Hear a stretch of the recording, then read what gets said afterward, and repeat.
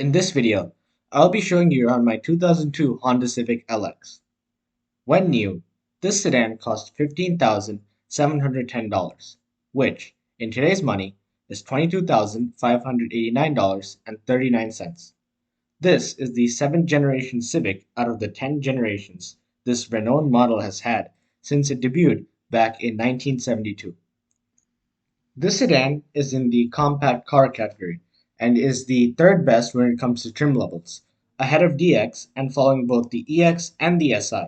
The EX and the SI having better performance and more luxury features packed into it.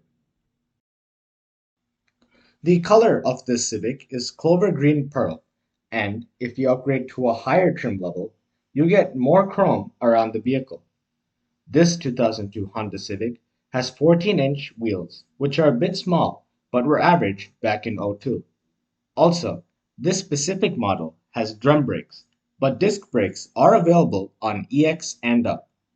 Just on a side note, the only thing that's aftermarket on this car is the window tint, but that's about it, as everything else is stock from the factory. Lastly, what's always bugged me was the fact that the red tint in the brake lights is assimilated by the reverse lights.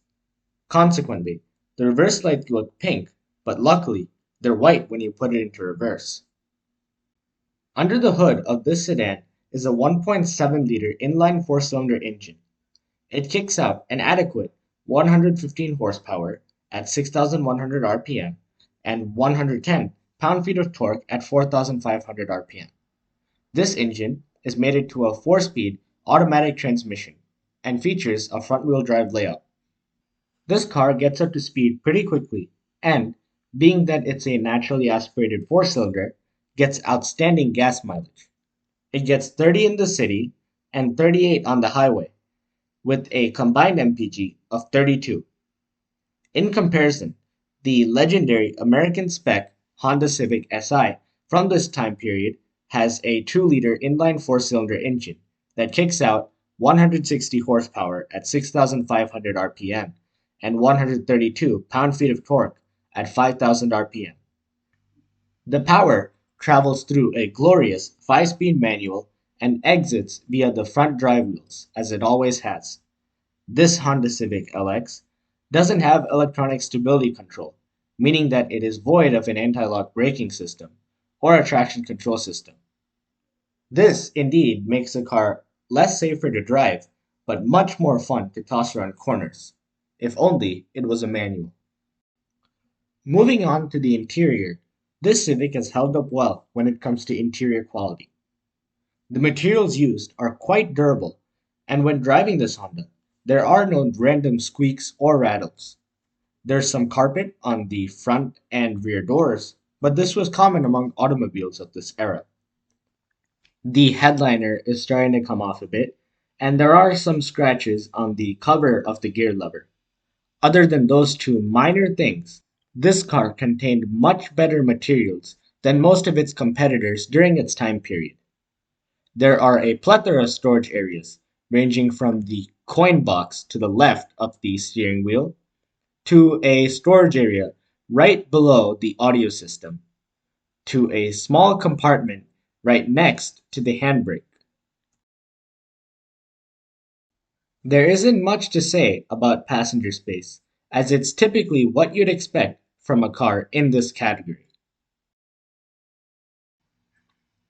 The trunk is decently sized for a car of this segment, and underneath it, like in most vehicles, there is a spare tire. And I'm glad that they did this instead of including a fix-a-flat kit. You can easily fit a decent amount of luggage within this trunk when going on vacation. This vehicle was innovative in some cases for its time, but is lacking in some things when put into perspective with the latest vehicles today. You get an audio system with a cassette player, although a CD player was optional. This audio system has auto select, which basically selects 6 different stations with strong signals in one particular area and temporarily adds them to the system's presets. You can also adjust the brightness of the illumination of the audio system display. You may be wondering what play/prog means on the number 2 button. Well, that's to change the side of the cassette. There's also a really innovative feature on the number 4 button called noise reduction. You can toggle the feature on and off by pressing it, provided the audio was recorded with Dolby noise reduction. When you press the Scan RPT button on the bottom right, you can repeat the audio multiple times. The main takeaway from this is the fact that you need to read the owner's manual in order to understand what some of the undecipherable abbreviations actually mean. Lastly, what mildly vexes me is the fact that on preset buttons 5 and 6, it is labeled Disc minus and Disc plus, respectively, despite the fact that this Civic does not have that option. I guess it's there to remind you that you could have got that option, but you didn't. To sum up, the Civic's audio system contained some features that were advanced for a compact car at the time, but is missing some things in today's standards. The climate control system of a 2002 Honda Civic is adequate with the exception of the fact that there are no automatic climate controls. One thing that truly surprised me though is that LX models sold in Canada come with heated side mirrors, which were truly advanced for its time period. This specific model does not have a sunroof or moonroof as it is only available on the EX trim level.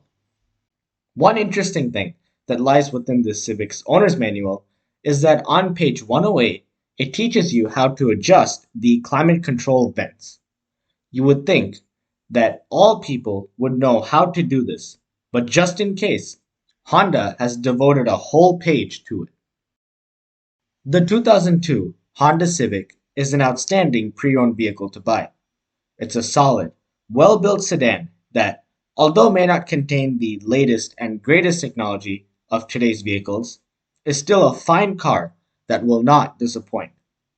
Plus, there are no unnecessary screens and safety features that detract from your driving experience. There's a decent amount of storage and passenger space, as well as durable materials within this Civic. Although there's no ESC, there are some innovative features within the structure of this car that will help keep the occupant safe in the event of a collision. It is recommended, however, that you purchase one that is of a higher trim level, is lower mileage, and is a manual. Overall, the 2002 Honda Civic was an advanced car for its time period, with many things that kept it ahead of its competitors. 18 years later, it's still an exceptional pre-owned vehicle to buy.